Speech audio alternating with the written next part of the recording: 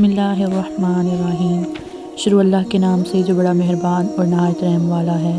मुहतरम नाज़रीन अस्सलाम वालेकुम। आज मैं इस वीडियो में हज़रत हूद अलैहिस्सलाम और कौम आद का वाक़या शेयर करूँगी। हज़रत हूद अलैहिस्सलाम कौम आद से ताल्लुक़ रखते थे।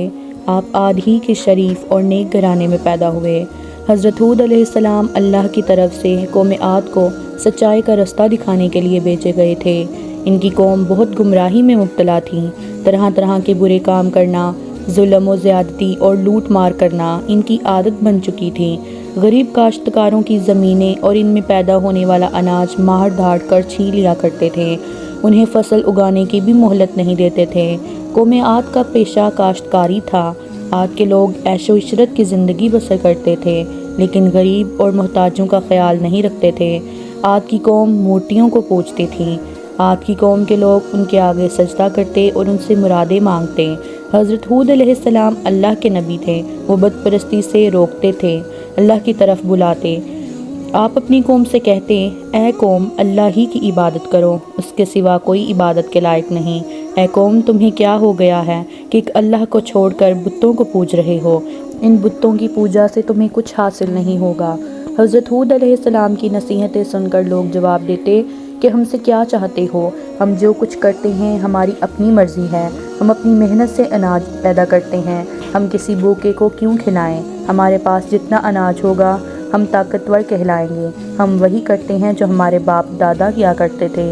हज़रत हूद अलैहिस्सलाम कहते हैं कि मुझे अल्लाह ने नबी बनाकर भेजा है ताकि तुमको अच्छी बातें बताऊं और बुरी बातों से आगाह करूं।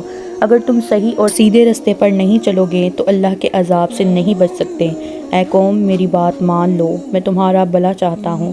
अगर तुम बुतों की पूजा छोड़ दो और मुझ पर ईमान लाओ तो अल्लाह तुम्हारे माल और दौलत में बरकत अता करेगा, तुम्हें कुव्वत अता करेगा। आप अगले ज़माने की बातें याद दिलाते हुए कहते, ऐ कौम, क्या अल्लाह ने गुमराहों को हदायत देने के लिए हज़रत नूह अलैहिस्सलाम को नहीं भेजा था? उस कौम ने अल्लाह की बातों का इनकार किया तो किस तरह अल्लाह के अजाब ने उन्हें पकड़ा था। फिर तुम मेरे नबी होने का क्यों इनकार करते हो? एक रोज़ कौम आद के लोगों ने हज़रत हूद अलैहिस्सलाम से पूछा कि तुम बार बार नबी होने का दावा करते हो, इसकी तुम्हारे पास क्या दलील है? हमें दलील दिखाओ, हम देखना और सुनना चाहते हैं।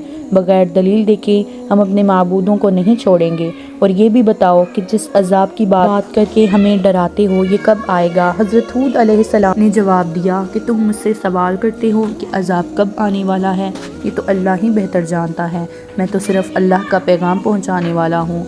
इन तमाम नसीहतों के बावजूद भी कौम आद राह रास्त पर ना आई। अल्लाह के गज़ब ने जोश मारा और अजाब के आसार नज़र आने लगे। बारिश नहीं हुई, पानी की बेहद किल्लत पड़ गई, कुएं सूखने लगे, खेतों में आबपाशी के लिए भी पानी न था, दरख्त पौधों की हरियाली मांद पड़ने लगी, फूल मुरझाने लगे। कौम आद पानी के लिए तरस रही थी, पानी का एक कतरा भी मैसर नहीं था। हज़रत हूद अलैहिस्सलाम ने अपनी कौम से कहा, ऐ मेरी कौम, अपने रब से गुनाह बख्शवाओ और फिर रजू करो ताकि अल्लाह बारिश बरसाए।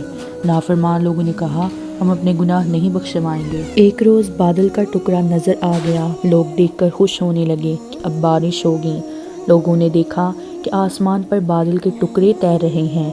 हवाएं चलनी शुरू हुईं। हवा में इतनी तेज़ी थी कि देखते ही देखते आंधी चलने लगी।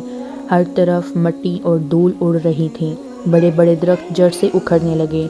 हर तरफ अंधेरा छा गया। हर शय हवा में उड़ने लगी। आदमी भी नहीं ठहर सकता था। ये तमाम मकानात जिन पर कौम आद बहुत नाज करती थी, सब मकानात ज़मीन बोस हो गए। ज़मीन पर कुछ भी ना बचा। ये आंधी 8 दिन और 7 रातें रही।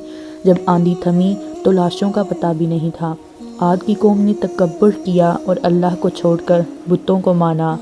आद की कौम अल्लाह की पकड़ में आ गई। तबाहशुदा शहर के खंडरात आज भी दुनिया के लिए दर्स इबरत हैं। उम्मीद करती हूँ कि आप सबको ये वीडियो ज़रूर पसंद आई होगी। वीडियो पसंद आई हो तो वीडियो को लाइक करें और चैनल को सब्सक्राइब करें ताकि ऐसी मज़ीद वीडियोस आप तक पहुँच सकें। अल्लाह हाफ़िज़।